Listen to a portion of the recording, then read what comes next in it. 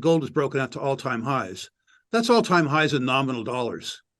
If you measure gold in real dollars, gold's got a lot further to go. I personally couldn't care about whether gold is at 1900 or 2000 or 2100.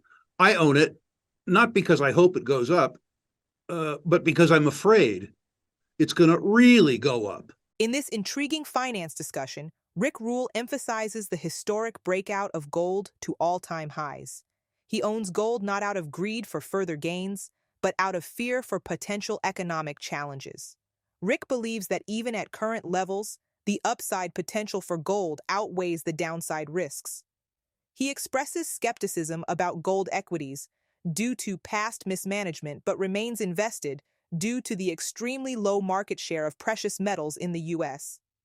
If his fears about the monetary system materialize, Rick sees a significant increase in gold demand, presenting a compelling opportunity for investors. With that, let's dive into the video to hear Rick's full thesis. And the set of circumstances that would cause gold to go up would do damage to the rest of my standard of living, which, by the way, is very good.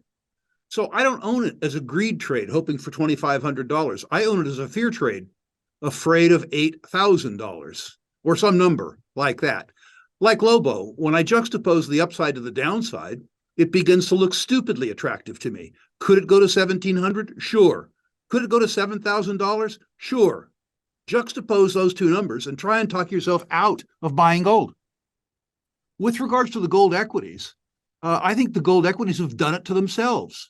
If you look at the length and breadth of junior miners in the world, out of maybe 2,000 of them, there may be 200 that are viable, which is to say that 90% of them are flotsam and jetsam.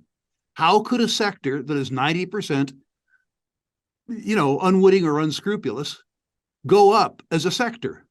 And then, if you really want to get depressed about gold equities, look back to the decade of 2000 to 2010.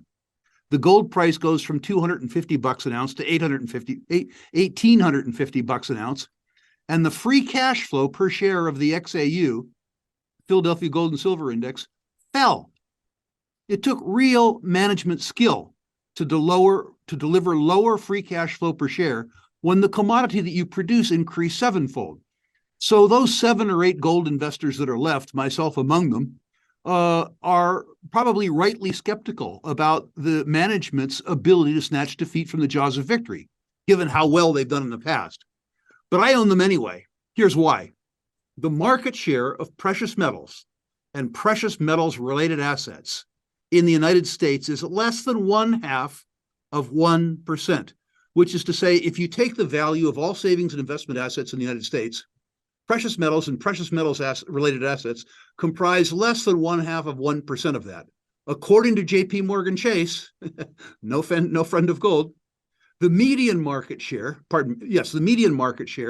of precious metals and precious metals related equities over 40 years is 2%.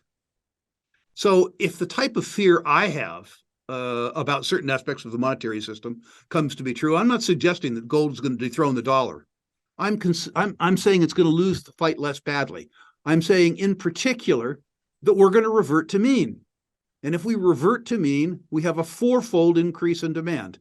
And that is precisely what I think is going to happen. In this next segment, Rick Rule shares his patient approach to deploying capital over a 5-year time frame. He sees a remarkable opportunity in the oil business, dismissing notions of peak oil demand by 2030 as downright stupid. Rick challenges the valuation metrics, highlighting a $5 trillion investment in alternative energy that only marginally reduced fossil fuel market share. He argues that the oil industry is currently undervalued due to incorrect net present value calculations and underinvestment in sustaining capital. Despite lower prices, technology advances are allowing oil companies to prosper, making it an opportune time for strategic investments focused on returns. Ironically, at age 70, without much time left on Earth, I've become much more patient. And I think about deploying relatively large amounts of capital over the 5-year time frames, juxtaposing both risk and reward. For what I do, the oil business is as good a business as there is. And from my point of view, this is a wonderful time.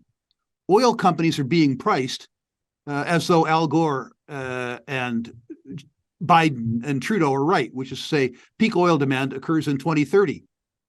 That is downright stupid. It is downright stupid. I want to leave a statistic with you to show you how stupid this is. I'm not opposed to alternative energies. We need all kinds of energy.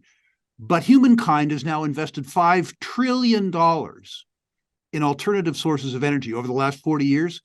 And we have reduced the market share of fossil fuels from a high of 82% all the way down to 81% with a $5 trillion investment. Population grows, material standards of living increase, demand for oil increases. Peak oil demand occurs in about 2065 and then tapers off over 40 years from there. So the valuation metrics are wrong. People are doing a net present value calculation with no recovery after 2032. The net present values are going to be higher in 2032 than they are today. Secondly, the industry is under-investing in sustaining capital. When I talk about the industry, I'm talking about the state-owned firms, everybody, to the extent of about $1 billion a day, $365 billion a year. And they've cut new project expenditure outside the United States in half. This is a capital-intensive business. If you starve it of capital, you go out of business. Production will be lower 2 years from now or 3 years from now than it will be today. As a consequence of those lower prices, if demand doesn't get absolutely destroyed, the balance of supply and demand will force prices higher. Meanwhile, because of advances in technology, the companies at these prices are minting a fortune, an absolute fortune, and it's cheap. I mean, not for a penny stock speculator, okay? For somebody who's hoping that he can bet X on a nickel stock and see it go to 75 cents, oil's not the right place to play because you need market stupidity to cause that to occur. And the oil market's not a stupid market, it's a smart market. So it's not the right place for that kind of thing. But if you look at the simple fact that sustaining capital investments are being constrained, and that the best capital allocators in the business, the Exxon Mobils as an example, are spending $60 billion increasing supply. If you look at the fact that the best companies are more than maintaining sustaining capital investments while increasing returns to shareholders by way of buybacks and dividends, it's difficult for me to see a circumstance that gets better than this, provided that you're investing for returns and not for psychological satisfaction or something like that. In today's insightful discussion, Rick Rule highlighted the unprecedented opportunities in both the gold and oil markets. With gold breaking all-time highs and Rick's strategic approach based on fear rather than greed, he presented a compelling case for precious metals. Transitioning to the oil sector, Rule debunked the notion of peak oil demand, emphasizing the undervaluation of oil companies. His analysis showcased the potential for significant returns, especially with the industry's focus on sustaining capital and increasing shareholder value. If you found value in Rick Rule's perspectives, make sure to subscribe for more finance insights. Like this video if you enjoyed the content, and don't forget to share your thoughts in the comments section below.